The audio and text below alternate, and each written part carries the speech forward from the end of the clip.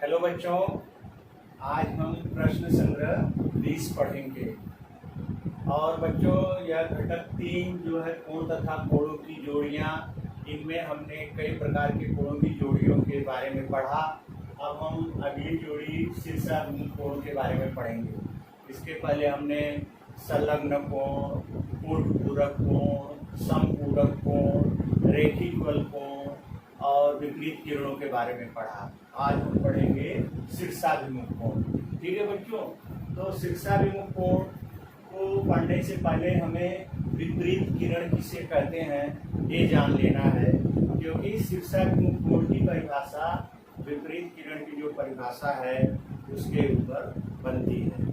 तो विपरीत किरण किसे कहते हैं बच्चों, कि जिन दो किरणों का आरंभ बिंदु सामान्य हो और वे किरणें एक सरल रेखा बनाती हो, उन्हें हम विपरीत किरण कहते हैं। जैसे यहाँ देखो बच्चों, जिन दो किरणों का आरंभ बिंदु वो है, मान लो यहाँ हम दो किरण है OA और OB। ठीक है, इन दो किरणों का आरंभ बिंदु क्या है, वो है दो किरण है हमारे पास OA और OB, इनका आरंभ बिंदु वो है और वे किरणें एक रेखा बनाती हैं, तो हम इन्हें क्या कहेंगे, विपरीत किरण।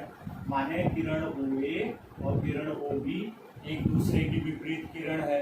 इसी तरह से किरण OC और किरण OD भी विपरीत किरण है, क्योंकि इनका आरंभ बिंदु सामान्य है, माने एक है, और ये किरणें एक रेखा बनाती है। ठीक है, अब हम आ जाओ ये देखते हैं कि शीर्षाभिमुख कोण किसे कहते हैं। शीर्षाभिमुख कोण जिन दो किरणों से कोई कोण तैयार होता है। समझो ये दो किरण है, किरण OA और किरण OC। ठीक है, जिन दो किरणों से कोई कोण तैयार हुआ, यहाँ पर हमने दो किरण लिया OA, क्योंकि कोण दो किरणों से बनते हैं। यहाँ पर देखो, यहाँ पर हम कोण ABC किससे बना है, किरण BA और किरण BC से। तो जिन दो किरणों से कोई कोण तैयार होता है, उसकी विपरीत किरणों से तैयार हुआ कोण पहले कोण का शीर्षाभिमुख कोण होता है। अर्थात जिन दो किरणों से कोई कोण तैयार हुआ, किरण OA और OC से हमें यह कोण मिला। अब इनकी विपरीत किरणों से, माने किरण OC की विपरीत किरण क्या है, OB, किरण OA की विपरीत किरण क्या है, OB। तो जिन दो किरणों से कोई कोण तैयार हुआ, उनकी विपरीत किरणों से तैयार हुए कोण को हम क्या कहते हैं, शीर्षाभिमुख कोण। अर्थात कोण AOC का शीर्षाभिमुख कोण होगा कोण BOD। इसी प्रकार कोण AOD का शीर्षाभिमुख कोण होगा कोण BOC। और दूसरा शीर्षाभिमुख कोण का गुणधर्म है कि शीर्षाभिमुख कोणों के माप समान होते हैं। अर्थात अगर इस कोण का माप समझो 50 अंश है, तो इस कोण का भी माप 50 अंश होगा, और इस कोण का माप 130 अंश है, तो इस कोण का भी माप 130 अंश होगा। ठीक है, तो शीर्षाभिमुख कोण के माप समान होते हैं। और शीर्षाभिमुख कोण में अगर हम 130 और 50 अंश देखेंगे, तो हमें एक तरह से रैखिक कोण मिलती है। यहाँ पर देखो रैखिक कोण, क्योंकि 130 और 150 180 अंश होता है। तो शीर्षाभिमुख कोणों के माप परस्पर समान होते हैं, और जिन दो किरणों से कोई कोण तैयार होता है, उसकी विपरीत किरणों से तैयार हुआ कोण पहले कोण का शीर्षाभिमुख कोण होता है। तो यहाँ पर हमें शीर्षाभिमुख कोणों की दो जोड़ियां मिली, एक 50-50 अंश वाली और एक 130 अंश वाली। अब हम इसके आधार पर प्रश्न संग्रह 20 में दो सवाल दिए गए हैं, उसको हल करते हैं। दोनों सवाल बड़े आसान हैं। पहला सवाल है कि रेखा AC तथा रेखा BD परस्पर बिंदु P पर प्रतिच्छेदित करते हैं, माने एक दूसरे को काटते हैं। मेजर एंगल APD बराबर 47 अंश। इस कोण का मान 47 अंश दिया, तो हमें APB बीपीसी और सीपीडी के माप ज्ञात करना है। एक कोण का माप दिया है, उसके आधार पर हमें जो है अन्य कोणों के माप ज्ञात करने हैं। तो जैसा कि प्रश्न दिया कि रेखा एसी तथा रेखा बीडी परस्पर पी पर प्रच्छेदित करते हैं, तो यहाँ पर हमें शीर्षाभिमुख कोण परस्पर दिखाई देते हैं। ठीक है बच्चों, तो इस आधार पर आप हम अपना सवाल हल करते हैं। पहले हम लिखेंगे कि कोण ए पी डी, कोण ए पी डी, कोण ए पी डी सर्वांशम कोण बीपीसी, कोण बीपीसी। क्यों? क्योंकि इसका शीर्षाभिमुख कोण है, शीर्षाभिमुख माने सामने का कोण, 47 अंश के सामने का कोण क्या है? बीपीसी। तो कोण एपीडी सर्वांशम है कोण बीपीसी, यहाँ लिख देंगे शीर्षाभिमुख।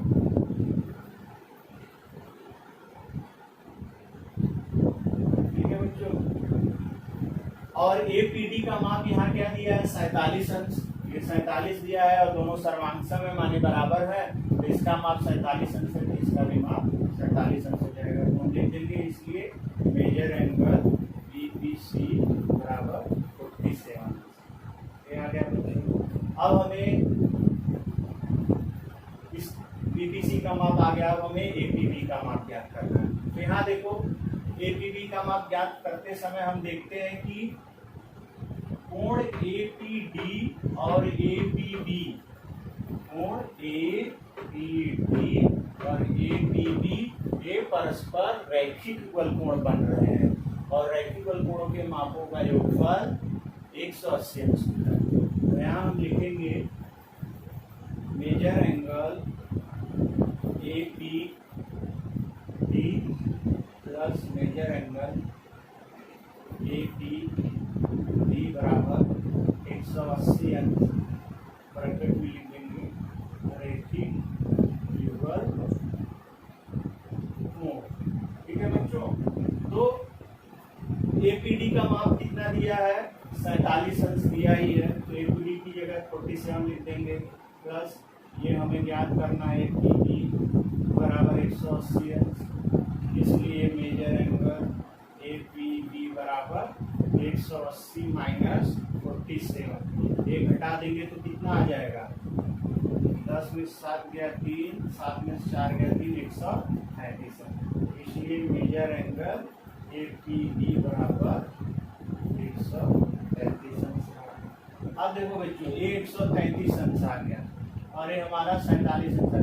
अब 133 है, ये शीर्षाभिमुख कोण हो गया, तो ये भी 133 अंश होगा। तो हम क्या लिख देंगे कि मेजर एंगल सीपीडी बराबर मेजर एंगल एपीडी बराबर 133 अंश। क्या यहाँ लिख देंगे शीर्षाभिमुख।